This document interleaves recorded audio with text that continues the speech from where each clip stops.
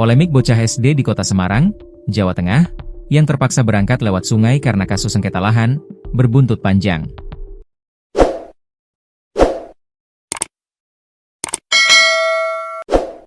Orang tua si bocah SD JIS, 7, Juladi Bogasiagian, 54, kini diminta agar angkat kaki dari tempat tinggalnya.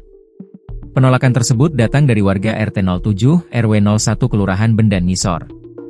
Warga menyampaikan protes lewat banner yang terpasang di dekat tempat tinggal Juladi. Banner tersebut bertuliskan, warga RT 07 RW 01 Kelurahan Bendan Ngisor menolak warga atas nama Juladi Bogasiagian.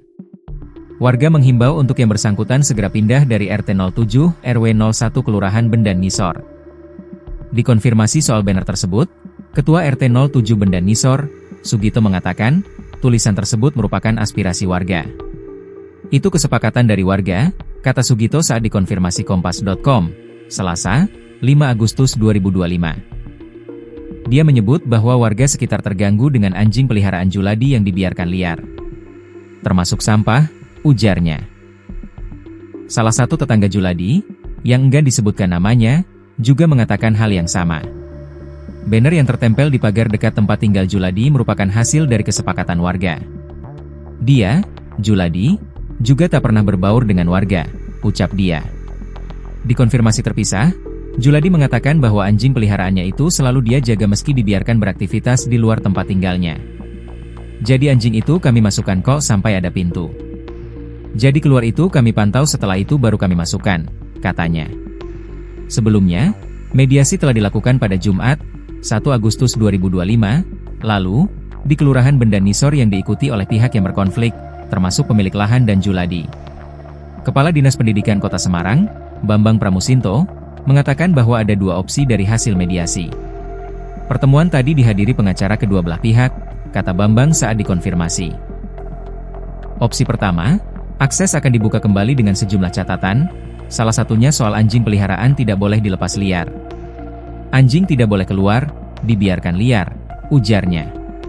Opsi kedua, keluarga JIS diminta untuk pindah sementara waktu sambil menunggu putusan pengadilan. Pemilik lahan akses diberi waktu 3 hari untuk berpikir dan mengambil keputusan, lanjut Bambang.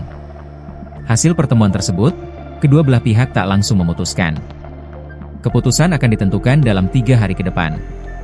Pemilik lahan akses diberi waktu 3 hari untuk berpikir dan mengambil keputusan, lanjut dia. Sri Rejeki telah memilih opsi kedua, yakni tidak membuka akses dan meminta keluarga pindah. Kuasa hukumnya, Roberto Sinaga, mengatakan bahwa pemilik lahan sudah memutuskan hasil mediasi setelah diberi waktu 3 hari. Kami arahkan untuk pindah. Perihal penutupan, kata Roberto saat dikonfirmasi, Senin, 4 Agustus 2025. Opsi tersebut dipilih lantaran lahan tersebut merupakan aset milik Sri Rejeki yang telah diakui oleh negara. Pihak kami sudah menyampaikan opsi yang kedua, lanjut dia. Penutupan akses lahan, kata Roberto, juga dipicu oleh laporan dari warga dan penghuni kos yang merasa terganggu dengan situasi yang makin tak kondusif. Beberapa warga melapor bahwa situasi di sana sudah tidak kondusif. CCTV juga sempat dirusak.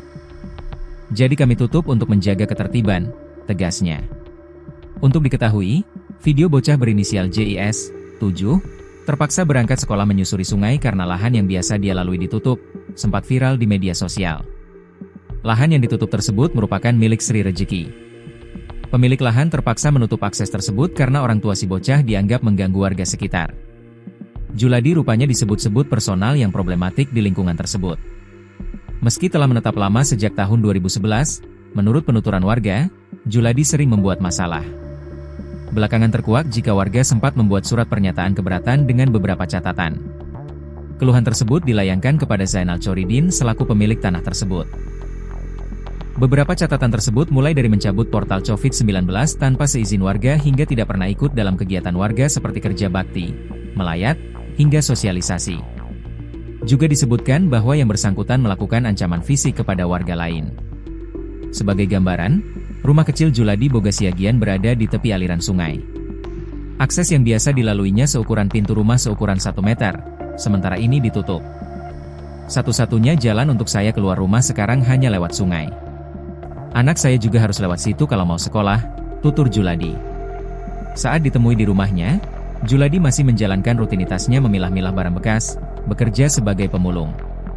Dengan akses utama yang tertutup, satu-satunya jalan yang bisa dilalui hanyalah jalur sungai yang licin dan berbahaya. Bahkan saat awak media akan meninggalkan rumahnya, Juladi memandu agar para awak media tidak kejatuhan kotoran dari saluran kakus di rumah milik warga lain. "Hati-hati mas, lewat sini agar tidak kejatuhan kotoran," katanya sambil menunjuk sebuah paralon besar.